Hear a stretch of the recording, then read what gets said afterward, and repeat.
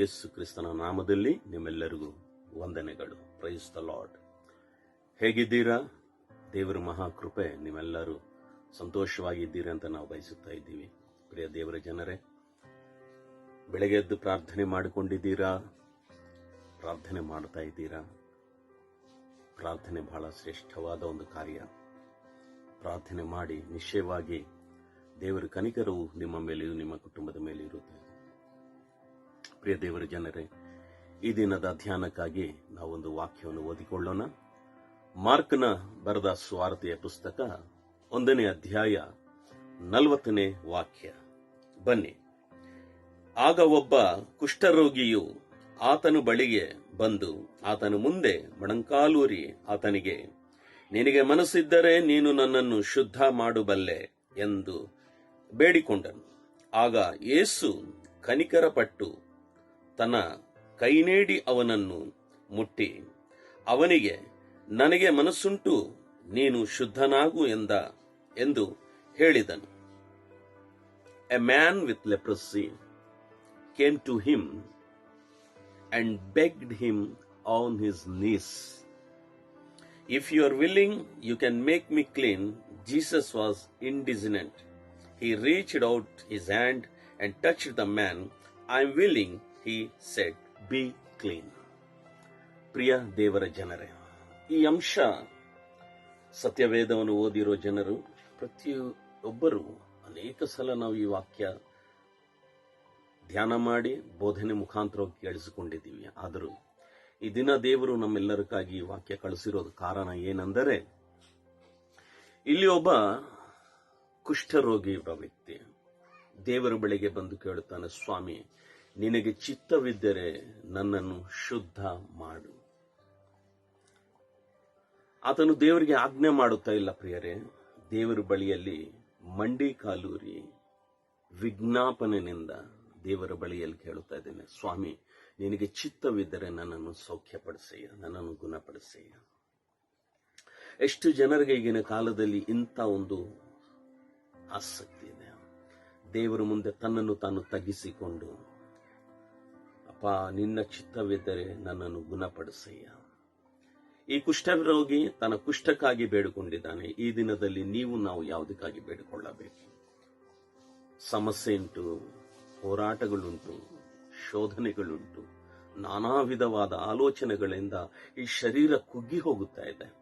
ಆತ್ಮದಲ್ಲಿ ನಗು ಇಲ್ಲ, ಮುಖದಲ್ಲಿ ಒಂದು ನಗು ಇಲ್ಲ, ಕುಟುಂಬದಲ್ಲಿ ಸಂತೋಷವಿಲ್ಲ, ಸಮಾಧಾನವಿಲ್ಲ. ಒಬ್ಬ ವ್ಯಾಧಿ ನಮ್ಮ ಕುಟುಂಬವನ್ನು ಅಲ್ಲೋಲ ಕಲ್ಲೋಲ ಮಾಡಿಬಿಟ್ಟಿದೆ.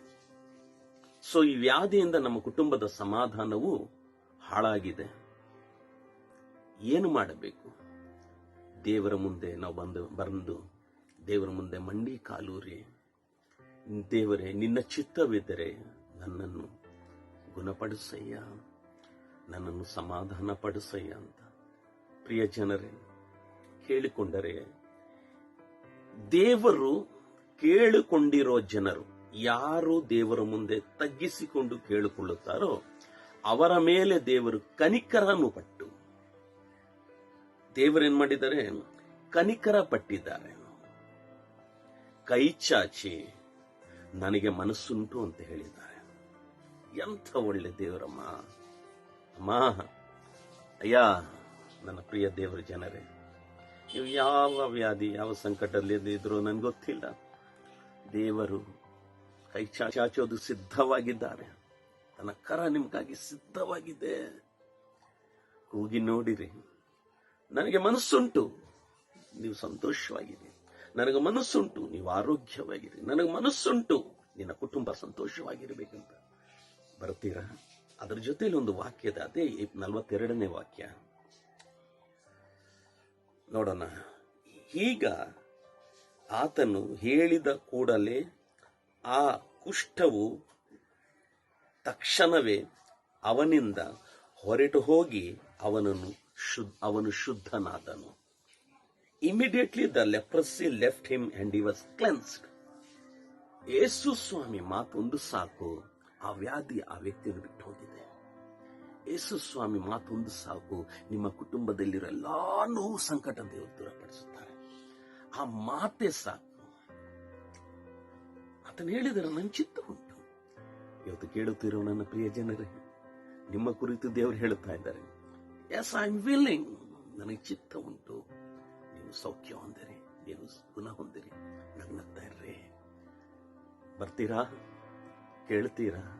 ಹಾಗಿದ್ರೆ ಬನ್ನಿ ನಾವೆಲ್ಲರೂ ಪ್ರಾರ್ಥನೆ ಮಾಡಿಕೊಳ್ಳೋಣ. ಪರಿಶುದ್ಧನೇ, ಮಹೋನ್ನತನೇ, ಪ್ರೀತಿ ಸ್ವರೂಪನಾಗಿರುವ ನನ್ನ ಪ್ರೀತಿಯುಳ್ಳ ತಂದೆ, ಕೊಟ್ಟರು ಸಮಯಕ್ಕಾಗಿ ಸ್ತೋತ್ರ. ಆ ದಿನದಲ್ಲಿ ಆ ಕುಷ್ಠರೋಗಿಯನ್ನು ಹೇಗೆ ನಿನ್ನ ಚಿತ್ತದ ಪ್ರಕಾರವಾಗಿ ಮುಟ್ಟಿ ಗುಣಪಡಿಸಿದ್ಯೋ, ಕೇಳುತ್ತಿರೋ ನನ್ನ ಆತ್ಮೀಯ ಜನರನ್ನು ಸ್ವಾಮಿ ನಿನ್ನ ಕರೆದೊಲುಪಿಸಿ ಪ್ರಾರ್ಥನೆ ಮಾಡ್ತಾ ಇದ್ದೀನಿ. ರಾಜ, ಅವ್ರನ್ನು ಶುದ್ಧಪಡಿಸು, ಗುಣಪಡಿಸು, ಆರೋಗ್ಯವನ್ನು ಒದಗಿಸು. ನಿನ್ನ ಕರದಲ್ಲಿ ಸ್ವಾಮಿ ಜನರನ್ನು ಒಪ್ಪಿಸಿ ಪ್ರಾರ್ಥನೆ ಮಾಡ್ತಾ ಇದ್ದೀನಿ ಸ್ವಾಮಿ. ವಾಕ್ಯ ಇವರನ್ನು ಶುದ್ಧಪಡಿಸಲಿ, ಗುಣಪಡಿಸಲಿ, ಸಮಾಧಾನವನ್ನು ಪಡಿಸಲಿ ಅಂತ ಯೇಸು ಕ್ರಿಸ್ತನ ಬೆಲೆಯುಳ್ಳ ನಾಮದಲ್ಲಿ ಪ್ರಾರ್ಥನೆ ಬೇಡಿ ಹೊಂದಿದೆ. Amen, amen, amen. Praise the lord. ಪ್ರಿಯರೇ, ದೇವರ ಹತ್ರ ಬೇಡಿಕೊಳ್ಳಿರಿ. ನಿಶ್ಚಯವಾಗಿ ದೇವರು ಈ ದಿನದಲ್ಲಿ ನಿಮ್ಮ ಬಳಿಯಲ್ಲಿ ನಿಮ್ಮ ವಿಷಯದ ಕುರಿತು, ನಿಮ್ಮ ನೋವುಗಳ ಕುರಿತು, ನಿಮ್ಮ ವ್ಯಾಧಿಗಳ ಕುರಿತು, ನಿಮ್ಮ ಸಮಸ್ಯೆಗಳ ಕುರಿತು ದೇವರು ಹೇಳ್ತಾ ಇದ್ದಾರೆ, ನನಗೆ ಚಿತ್ತ ಉಂಟು, ನೀವು ಗುಣವಾಗುವ, ನನ್ನ ಸೌಖ್ಯವನ್ನು ಹೊಂದಿರಿ. ದೇವರ ವಾಕ್ಯಗಳ ಮುಖಾಂತರ ನಿಮ್ಮನ್ನು ಆಶೀರ್ವದಿಸಲಿ. ನಾಳೆ ಮರಳಿ ಇದೇ ಸಮಯದಲ್ಲಿ ನಾವು ನೀವು ದೇವರ ಪಾದಪೀಠದಲ್ಲಿ ಬಂದು ಇನ್ನೂ ಒಂದು ಹೊಸ ವಾಕ್ಯಕ್ಕಾಗಿ ನಾವು ಎದುರು ನೋಡೋಣ, ಕಾಯೋಣ. ಈ ದಿನ ದೇವರು ಚಿತ್ತ ನೀವು ಗುಣ ಆಗಬೇಕು.